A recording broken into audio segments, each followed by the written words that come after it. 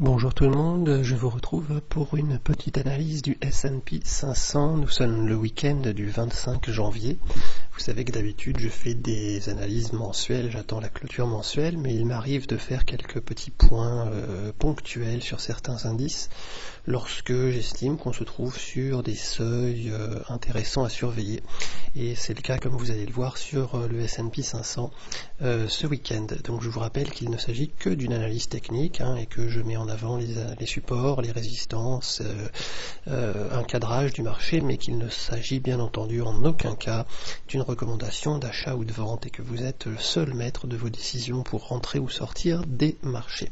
Alors on va regarder rapidement pourquoi est-ce que j'ai décidé de faire cette petite vidéo en regardant sur l'unité la plus courte, donc le daily, l'unité jour. Vous voyez que le S&P se présente toujours dans ce canal haussier avec donc bien délimité avec ce couloir noir aussi représenté sur le graphe et puis une moyenne mobile 20 périodes haussière, donc tout semble bien se passer. La Bollinger, les deux Bollinger sont également haussières, donc me direz-vous pourquoi avoir cette petite alerte? Eh bien, au-delà de ce couloir haussier, déjà nous voyons que la dernière bougie, la bougie de clôture de vendredi évidemment, a englobé les dernières bougies de l'ensemble de la semaine, et nous clôturons donc au plus bas de la semaine. Mais au-delà de cela, nous avons des signes sur les indicateurs que je suis qui ne sont pas sur la fenêtre des prix, à savoir la MACD et la puissance cycle. La MACD, vous voyez qu'elle fait vraiment, elle clôture cette journée de vendredi sur un début de croisement baissier juste en dessous d'un axe, ici en noir, l'axe de propagation que je surveille parce qu'il peut être le signe d'un retournement de la MACD et ensuite des prix. Et puis également, c'est en synchronicité avec une synchronisation baissière maintenant du cycle long et du cycle court. Alors on en a eu déjà ici, ça arrive de temps en temps qu'on ait des synchronisations baissières avortées comme ici. Vous voyez, c'est souvent lorsque le cycle court se trouve déjà en zone de survente. Or ici, nous avons une synchronisation baissière qui commence assez tôt sur le retournement du cycle court, donc je lui apporte comment dirais-je, plus d'attention que sur la précédente. Donc nous avons potentiellement une bougie qui nous alerte ici sur une poursuite de la baisse en dessous des niveaux de clôture de vendredi. Alors voyons voir sur les unités supérieures ce que ça pourrait donner et si c'est confirmé ou pas. Bien, d'une part sur l'unité hebdomadaire, vous voyez que nous sommes heurtés, nous avons fait une toute petite tentative mais qui a échoué. Nous sommes heurtés précisément sur le haut de la bande de Mogalef qui correspond également, c'était la semaine dernière, au haut d'une Bollinger supérieure. Je vous rappelle que ce sont les Mogalef et les Bollinger, des outils qui essayent d'estimer la probabilité pour qu'un cours reste à l'intérieur des bandes. Donc lorsque en général elles convergent au même endroit, nous avons une plus forte probabilité de succès, soit en support, soit en résistance. Donc ici en résistance. Donc effectivement, la bande de Mogalef et la Bollinger ont bien joué leur rôle de résistance commune, vous voyez, la semaine dernière et également cette semaine. Et puis la MACD ici est en train de dépasser sa zone de contre-mesure. Ici, pour savoir ce que c'est que les contre-mesures, vous pouvez aller voir aussi le système de trading de Gilles Leclerc, mais en gros, lorsque une MACD sort des bandes de Bollinger qui lui sont associées ici, également, vous avez une probabilité plus importante que l'on se retourne à un moment sur la MACD. Vous voyez qu'elle est en train de latéraliser, tandis que la puissance cycle au niveau du cycle court est également en train de se retourner à la baisse et de donner l'impression qu'elle veut sortir de sa zone de surachat dans laquelle elle se trouve depuis maintenant de nombreuses bougies pour retourner vers la zone de survente. Donc, à ce stade, il y a un risque de contamination de l'unité de temps jour vers l'unité de temps hebdomadaire. Vous voyez qu'on est vraiment aux prémices, mais je profite de week-end pour quand même lancer ce petit drapeau d'alerte en vous prévenant que nous nous trouvons également dans une zone, dans une zone de résistance au niveau hebdomadaire ici, et qu'on commence à voir les premiers signes d'un retournement potentiel sur l'unité jour avec cette synchronisation. Donc bien surveiller l'évolution des cours la semaine prochaine. Surtout si, première alerte, on enfonce la moyenne mobile 20 périodes, et deuxième alerte, si on enfonce, bien entendu, vous voyez le support oblique haussier UT jour, ici en noir dans la zone des 3250.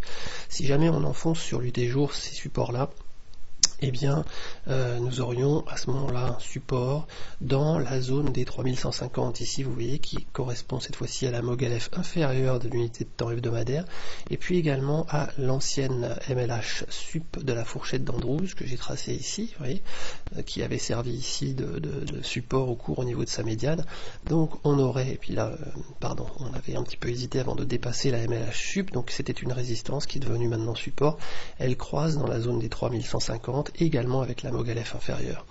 Et si vous regardez maintenant les unités encore supérieures, qui sont les unités mois et trimestrielles, on va regarder à droite d'abord l'unité mois, vous voyez qu'en plus, regardez, alors là c'est vraiment parfaitement tracé, c'est vraiment quand même très beau la bourse avec les algorithmes aujourd'hui.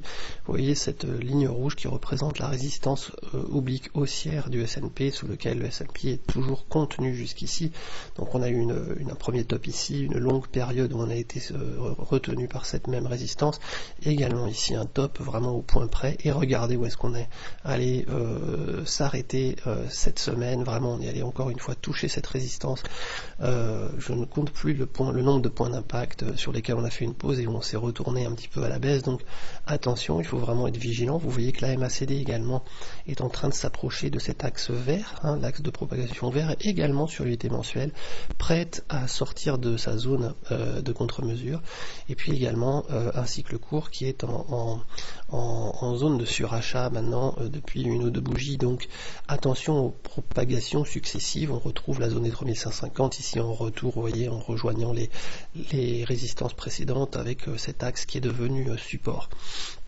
Et puis 3150 enfin, vous allez voir que c'est également une zone qu'on retrouve même en unité trimestrielle. Vous vous rappelez, pour ceux qui ont vu mon analyse mensuelle ou trimestrielle du mois de décembre, que j'avais fait des reports de range sur le S&P en prenant en compte le premier range que vous trouvez ici avec un certain nombre de plus haut et de plus bas, vous voyez, au même niveau. Donc ça m'avait permis de faire un premier report de range ici qui avait identifié bien le point bas ici de la correction tout de même du dernier trimestre 2018, mais vraiment au trait de crayon près, comme vous pouvez le voir, avant le rebond. Et puis depuis, je m'étonnais un petit peu, j'invitais à la prudence ici parce que nous arrivions au contact des 3150 que nous retrouvons en trimestriel, vous voyez, et qui correspondait en plus à une MOG-LF supérieure. Et je m'interrogeais sur la capacité du marché à dépasser d'un coup, à s'affranchir de cette résistance plutôt qu'à marquer le coup et à temporairement repartir au plus bas. Donc la réponse a été poursuite de la hausse jusqu'ici, mais on ne peut pas exclure donc un retour d'appui sur cette résistance devenue désormais support, d'autant que elle passe, comme vous le voyez, à nouveau par cette zone des 3150. Donc pour l'instant, bien entendu, on ne parle pas d'une inversion de tendance forte, mais surveillez les cours les prochains jours, la prochaine semaine, parce que si on enfonce les supports de l'unité journalière, nous pourrions avoir un support sous nos pieds qui se trouve dans la zone des 3150. Vous voyez, donc il y a quand même à peu près 150, un peu plus de 150 points de correction possible. Voilà, donc je suis en ce moment vigilant quant à une poursuite de la hausse des indices US et du S&P, donc en particulier. Je vous souhaite d'excellents trades.